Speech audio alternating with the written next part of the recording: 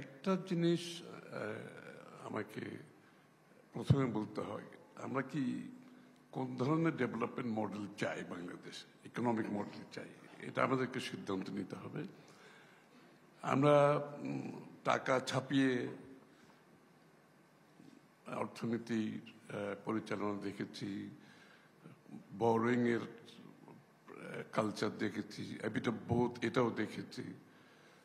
But the third option যেটা আমরা মনে করি is the investment, is the only way out.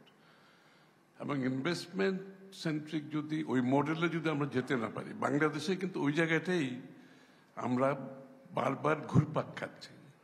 আমরা কিন্তু ইনভেস্টমেন্ট, যে third option is the investment ছাড়া আমরা যত এখানে আলাপ করছি, এই ট্যাক্স জিডিপি গ্রোথের যে কথা বলছি, এটা কোনোটাই কাজে আসবে না। এবং হোল ট্যাক্সেশনের মডেল হওয়া উচিত, চিন্তা হওয়া উচিত যে বাংলাদেশে আগামী দিনে আমরা ইনভেস্টমেন্ট কিভাবে ডেভেলপ করব, বিজনেস ডেভেলপ কিভাবে। ইনভেস্টমেন্ট বিজনেস যদি গ্রোথ না হয়, তাহলে আপনি ট্যাক্স জিডিপির কথা বলে কোনো লাভ হবে না। পুরো জিনিসটার মাথার মধ্যে রাখতে হবে যে সেটা local investment and foreign investment. আপনি দেখেন আমাদের কিন্তু ফরেন ইনভেস্টমেন্ট জিডিপি রেশিও হচ্ছে 0.41 or 0.42%, ভিয়েতনামের হচ্ছে 5%। C the gap. আমরা যে এই যে ভিয়েতনামের গ্রোথের কথা বলছি, ভিয়েতনাম যে আমাদেরকে সারপাস করে যাচ্ছে, it's nothing else but the investment, the local investment and foreign investment. তা আমাদের পুরো ট্যাক্সেশন মডেলতে হতে হবে যে আমরা কিভাবে ইনভেস্টমেন্ট করাবো দেশের মধ্যে এবং দেশের বাইরে। এবং অনেকে বলেছেন correctly, it's not just manufacturing, যে ইনফ্রাস্ট্রাকচারের মধ্যে অন্য জায়গায় যত ইনভেস্টমেন্ট অ্যাভিনিউজ আছে, যেখানে আমাদের কম্পারেটিভ অ্যাডভান্টেজ আছে, যেখানে আমাদের স্কিল সেট কম্পিটিশনের মধ্যে আমরা যেতে পারি, এইগুলোকে সবকে মাথায় রাখতে হবে। এটা হচ্ছে একটা দিক।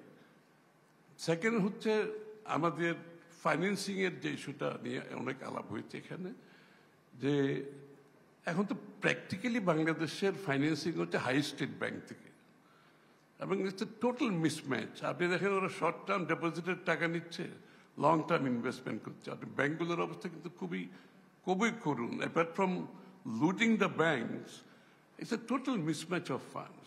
আমরা কিন্তু ফাইন্যান্সিয়াল প্রোডাক্ট ডেভেলপমেন্টের জন্য আমরা কোনো উদ্যোগ নিইনি।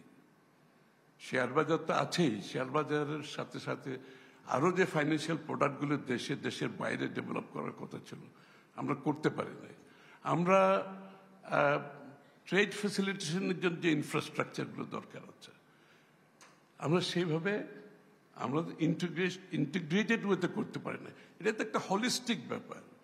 আপনার ডেভেলপমেন্টের মধ্যে আপনার trade facilitation, financial product, taxation system and all other things we have to look at holistically. সুতরাং আমি মনে করি যে আমাদের অ্যাপ্রোচটা হতে হবে ট্যাক্সেশন সহ পুরো জিনিসটাকে আমরা হোলিস্টিক্যালি যদি দেখতে পারি, তাহলে প্রাইভেট সেক্টর লেড গ্রুপ যেটা আমরা বলে আসছি, এক্সপোর্ট লেড গ্রুপ যেটা বলে আসছি, যে প্রায় এইটাকে যদি আমরা ম্যাটেরিয়ালাইজ করতে চাই, পুরো জিনিসটাকে, নট জাস্ট ট্যাক্সেশন, পুরো জিনিসটাকে আমরা কম্বাইনলি দেখতে হবে। সবাইকে ধন্যবাদ।